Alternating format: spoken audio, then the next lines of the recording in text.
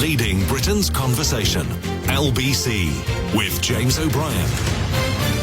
12:53 is the time, and before Jacob came in, I was just glancing at the article Simon Marks, a characteristically punchy article Simon Marks has written for the LBC website about the changes that Donald Trump's early days in the White House signal to almost everything. But it's one in particular that I want to pick up on with our US editor now, and it is some fairly significant changes, Simon, to the way in which press conferences are going to be conducted at the White House, or indeed the access that the Fourth Estate will have to the executive.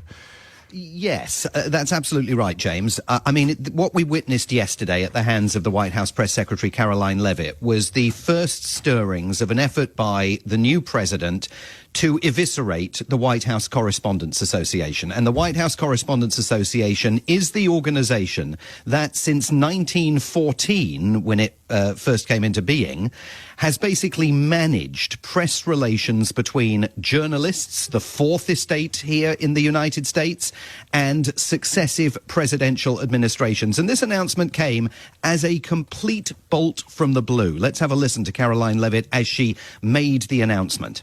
I am proud to announce that we are going to give the power back to the people who read your papers, who watch your television shows, and who listen to your radio stations. Moving forward, the White House press pool will be determined by the White House press team. Legacy outlets who have participated in the press pool for decades will still be allowed to join, fear not, but we will also be offering the privilege to well-deserving outlets who have never been allowed to share in this awesome responsibility. As part of these changes, we will continue the rotation amongst the 5 major television networks to ensure the president's remarks are heard far and wide around this world. We will add additional streaming services which reach different audiences than traditional cable and broadcast. This is the ever-changing landscape of the media in the United States today.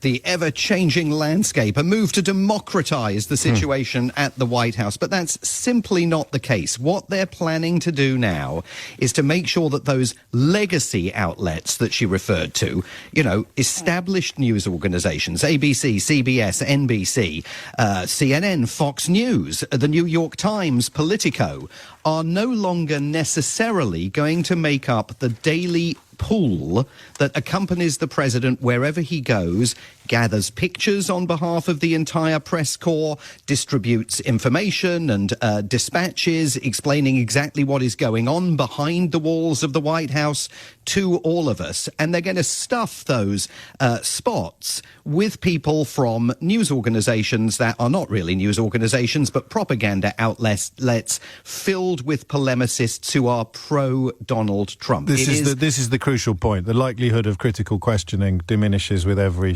change to the rotation. Yeah, just to be clear, James, they're not at this point shutting people out of the White House, although, of course, they have already barred the Associated Press from attending events with Donald Trump because the AP, the nation's most revered news agency, will not call the Gulf of Mexico the Gulf of America, as Donald Trump insists it must now be called. So they're not controlling access to the building at this point, but it's particularly these pools that get formed every single day so that people like me, when I'm not at the White House but working in my office on the other side of the street, get dispatches from pool reporters that I can trust because they come from the nation's leading news organizations telling me that the president's about to start speaking, he's 2 minutes away. They describe some of the color in the room that I am then able to relay to listeners and readers.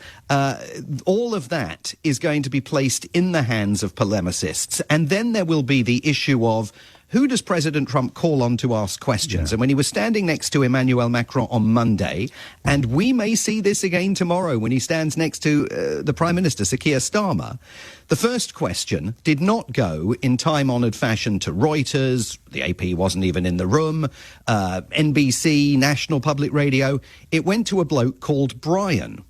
And we all thought, well, who's Brian? Because I wasn't aware of Brian at all. And it turns out that Brian is a bloke called Brian Glenn, who is the new White House correspondent for an outfit called Real America's Voice Television, which is a far-right web and broadcast distributed 24/7 propaganda outlet for Trump.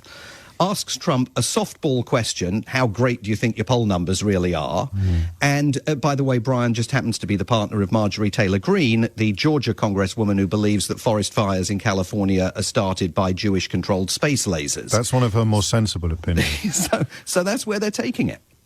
I hesitate to ask this question, but I have to. This is unlikely to be the end of the process that you're describing. Oh, absolutely, just the beginning. This is the opening salvo was the ban on AP. This is the second round of fire, and they are definitely determined to change the makeup of the press corps, not just at the White House, but at the State Department and at the Pentagon. They've already, at the Pentagon, evicted NBC, Politico, National Public Radio and the New York Times, and I think also CNN from their offices at the Pentagon, and they've handed that real estate over to Breitbart News, to the Daily Caller, to all of these far-right organizations that they do not consider legacy media. But it's a commentary on the scale of what they're doing, that even the senior White House correspondent for Fox News, Jackie Heinrich, who's a member of the White House Correspondents Association board, took them to task yesterday and said this was an attempt to muzzle the free press.